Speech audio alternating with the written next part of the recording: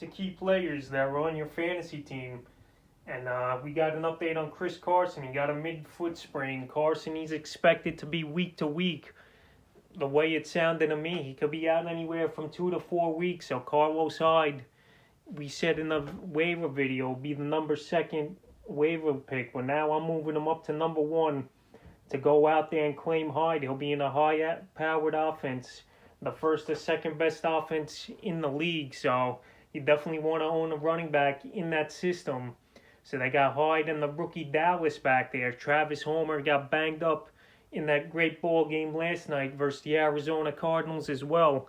So Carlos Hyde, he's available in about 80% of fantasy leagues. He's the guy to go get while Chris Carson is dinged up and banged up and out for a few weeks.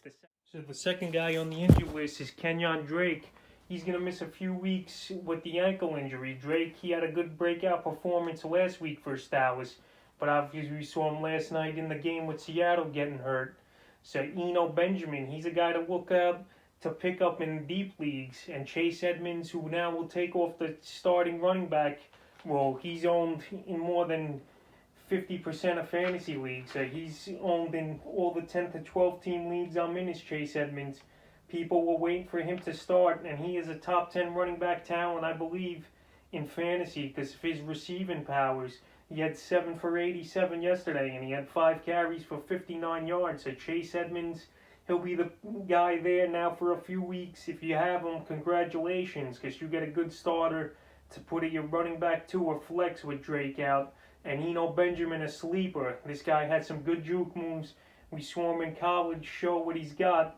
Now he'll be the backup. He was inactive yesterday. The other injury, Odell Beckham Jr., torn ACL. He's out for the season after his leg getting caught in the turf, flipping over, trying to make a tackle off a Baker Mayfield interception. So Beckham, another lost season, it seemed like he was going to have anyway. And now another devastating injury for him.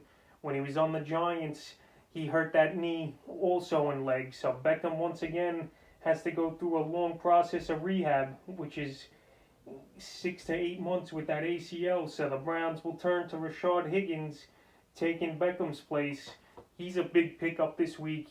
He was on the waiver wire video, 3rd or 4th guy. Also, Julio Jones limited in practice today. He's playing Thursday, but I think Julio will be fine. We saw him yesterday. He played the whole game, but he was getting stretched out in between plays on the sidelines. That hamstring's still a little tender, but Julio's a gamer, and he'll go out there and play and do his thing. Jeff Wilson Jr., we saw him emerge yesterday with 112 yards and 3 touchdowns until he got into the end zone, and he hurt that ankle bad. To me, it looks like a season-ending injury, but still no word yet on the status of Jeffrey Wilson Jr. for the San Francisco 49ers. That backfield, a lot of injuries were Mostert and him and Tevin Coleman. But the pickups we advise you to make is Jermichael Hasty, if he's still out there, or Coleman, who might have an outside shot coming back next week in Week 8. Joe Mixon, he's day-to-day with the foot injury, but I think the Bengals are going to hold him out till after the Week 9 bye. It don't make sense to push him out there. Joe Burrow, he looked good yesterday. Gio Bernard, he had a good day on the ground and receiving. So I think Mixon, he'll be out 1 more week with the foot. That'll get 2 weeks rest on the bye in Week 9 and 10. Christian McCaffrey, he practiced a little today, but I doubt he'll still play this Thursday versus the Atlanta Falcons. He's on the injury report still, but he was on the sidelines at practice. Matt Rule also saying Mike Davis, he's still going to get work with Christian McCaffrey there, but I doubt it. Davis, the last 2 weeks, his productions went down. I think once McCaffrey comes back in Week 9, he's going to get the full workload, and Davis will be a change of pace back for 2 or 3 carries a game maybe, and in other sets.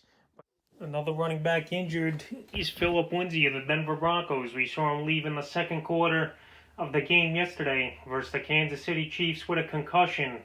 And Nick Fangio saying he don't know if Lindsay will be available Sunday, but he's in the protocol right now. Lindsay was looking good on the ground, way more effective than Melvin Gordon. He had 9 carries for 69 yards before he got hurt going into the locker room with the concussion. So Gordon, he'll get back his full workload if Lindsay can't play this Sunday in Week 8. So he's another guy banged up. A lot of injuries we've been seeing at the running back position in the last few weeks.